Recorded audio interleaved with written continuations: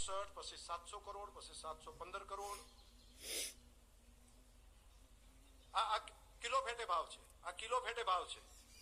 અને ગયા વખતે 851 પછી 948 કિલો ફેટના ભાવ આપ્યા. આ વખતનો કિલો ફેટનો ભાવ તમારા બધાને લાગે છે કે આ મંદીના વર્ષમાં કિલો ફેટના ભાવ કઈ રીતે આપી શકશે? તો ગયા વખતે 948 રૂપિયા હતા.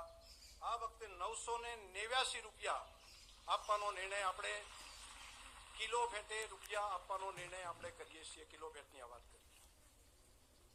આ મંદીના સમયની અંદરની વાત કરું. આ વખતે દર વર્ષે જે આપણે પૈસા ચૂકવવાના થાય ને, તો ગયા વર્ષના કમ્પેરિઝનમાં અત્યાર સુધીમાં ખેડૂતોને જે પૈસા ચૂકવાયા છે, પશુપાલકોને, એ ચૂકવાયા છે ગયા વખત કરતા 550 કરોડ રૂપિયા વધારે ચૂકવ્યા છે. ગયા વર્ષ કરતા 550 કરોડ રૂપિયા ભાવભેર વગરની વાત કરું છું, એ વધારે ચૂકવ્યા છે. જે ટકાવારી પ્રમાણે જોઈએ તો 6% થાય. 6% જેટલા પૈસા અગાઉ એડવાન્સમાં ચૂકવ્યા છે ભાવ તરીકે. પણ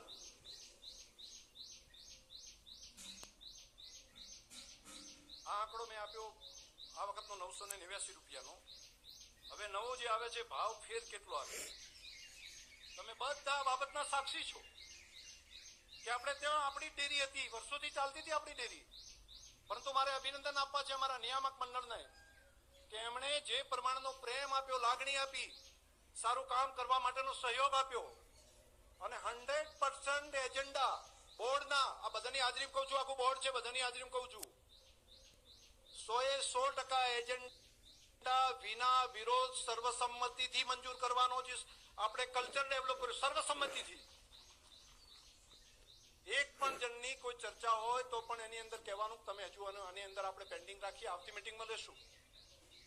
અને આટલો બધો સહયોગ જે નિયામક મંડળે આપ્યો ને, એના કારણે કરીને આપણે દર વર્ષે ભાવ ફેર ધીમે ધીમે ધીમે ધીમે કરતા આટલા સુધી પહોંચ્યા. આમાં પુરુષાર્થ પશુપાલકોનો તો હોય, પણ સાથે સાથે કર્મચારી અધિકારીઓની મહેનત એ પણ એટલી જ અગત્યની છે. રાત દિવસ એમણે મહેનત કરી એના કારણે. અને ગયા વખતે આપણે તમે જોતા હશો લગભગ 1952 કરોડ રૂપિયા થઈ ગયા. અને આ મંદીના વર્ષની અંદર તમારા બધાની અપેક્ષા હશે કે ભાઈ કેટલા ઓછા થશે, અહીંથી 1000 થશે, 600 થશે, 1200 થશે, શું લાગશે? પરંતુ દોનારીના પુણ્યના કારણે કરીને 1952 ની જગ્યાએ 1973 કરોડ રૂપિયા આપવા માટેનો ઐતિહાસિક નિર્ણય આપણે કરીએ છીએ. તાલીઓના ગડગડાટથી તમને ગમ્યો તો વધાવો બધા બરાબરના. તો આ મંદીમાં જે બધાને ચિંતા